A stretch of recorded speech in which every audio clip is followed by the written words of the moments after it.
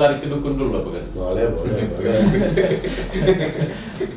Saya tidak dengar di media sosial soal informasi itu, tapi ada katanya Pak Kadis sendiri yang lemparkan ke media sosial tentang dukun.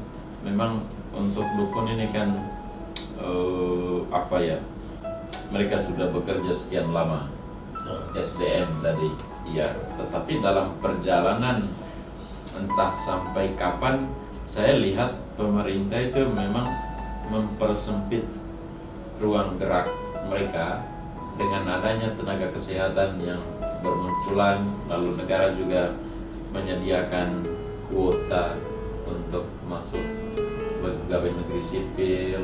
Nah itu kan di mana-mana itu di puskesmas mungkin masih ada, tetapi macam di puskesmas yang saya tahu itu tidak ada lagi akses soal dukun. Ya, bagaimana itu rencana kemarin atau kegiatan kemarin soal pertemuan dengan dukun? Baik, sebenarnya ini kita bicara soal sejarah. Oke. Dunia kedokteran dan dunia farmasi jangan lupa bahwa bapak mereka itu dukun. Oke. Karena dari zaman purbakala, Saman itu seorang dukun, tetapi dia mampu menyembuhkan segala macam penyakit. Itu di zaman purba.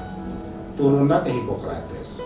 Hippocrates itu dia punya pemikiran itu masuk ke dunia kedokteran, tetapi dia bukan dokter.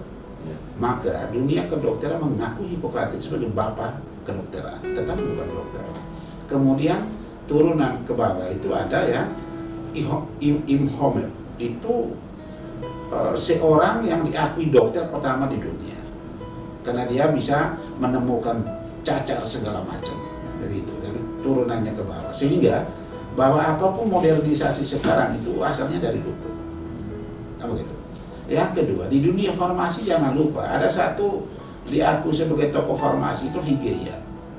Hygieia itu di zamannya itu mengobati orang dengan membawa cawan, tetapi di dalam cawan itu adalah ramuan.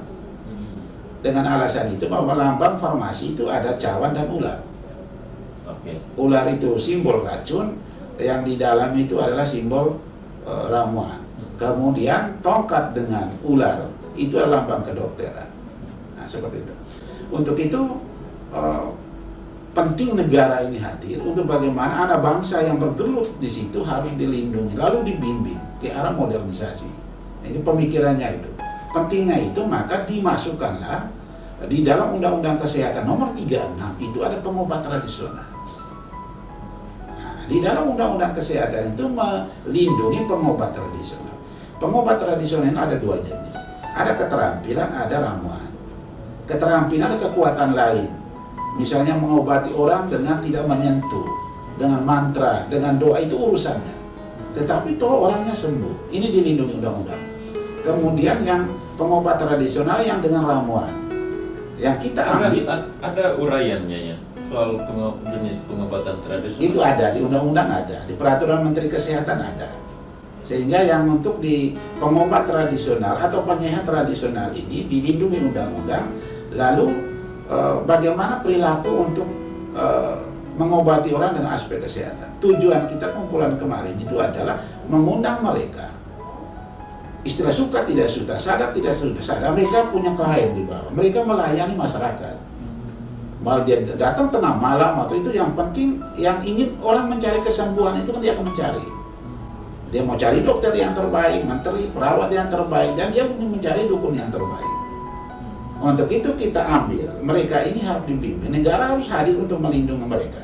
Sehingga kemarin sekitar 50 orang dukun, itu ada perwakilan 25 puskesmas, saya minta mengutus 2 dukun.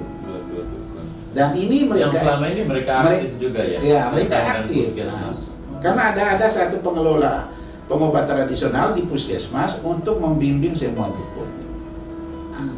Dari situ kita menyambut ide besar Gubernur NTT ingin menghadirkan satu istilah laboratorium penelitian untuk tumbuhan berkhasiat obat. Dan itu SIKA sudah siap sebenarnya. Bagaimana kita mau mengambil tumbuhan berkhasiat obat lalu sumbernya kita tidak tahu.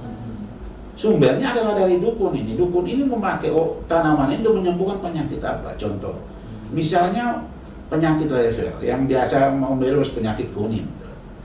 Misalnya di Puskesmas Mapitara mengambil daun ini untuk lever sembuh. Di Nita juga ambil daun yang sama untuk lever sembuh. Di Palue juga misalnya ambil daun yang sama lever sembuh. Pertanyaannya, daun ini ada apa? Sehingga pemerintah hadir untuk mengambil daun itu, meneliti kandungannya dibandingkan dengan obat modern. Kalau seandainya dia punya perbandingannya signifikan, maka ini diakui bahwa ini bisa menyembuhkan penyakit itu. Oke. Jadi Pak Kades dalam konsep itu dukun itu Dukun itu pengobat secara tradisional. atau dalam undang-undang tadi penyehat ya? Penyehat tradisional. Karena mereka kemarin ada yang dukun patah tulang banyak datang. Tapi dalam undang-undang kesehatan itu kata dukun tidak ada. Kata dukun tidak ada. Yang kita mau angkat ini adalah yang di Sika ini, yang kalau mau di penyehat itu kan disebut dukun. Sehingga kita mau ambil kata ini muncul ke permukaan supaya ada satu hal yang ada apa dengan dukun. Yang selama ini kalau dikata dukun dikatakan itu santet, primitif. Ternyata dukun itu ada yang penyehat. Ada jenis-jenis dukun? Ada jenis-jenis dukun. Oke. Yang kemarin hadir itu ada yang dukun patah tulang. Oke. Jadi dukun kita ini yang mencoba diakomodasi dukun jenis apa? Yang kemarin hadir itu semua banyak penyakit. Ya, tetapi yang sarana yang digunakan tumbuhan berkhasiat obat. Oh, Nah, gitu. oke.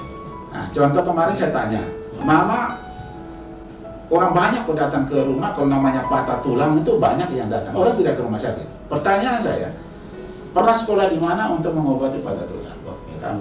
Tidak. Dapatnya dari mana? Ada nenek moyang yang menurunkan. Itu artinya ada kata empiris di situ. Undang-undang menyentuh di kata empiris, pengalaman, keterampilan. Nah, dan di situ kita akan coba masuk.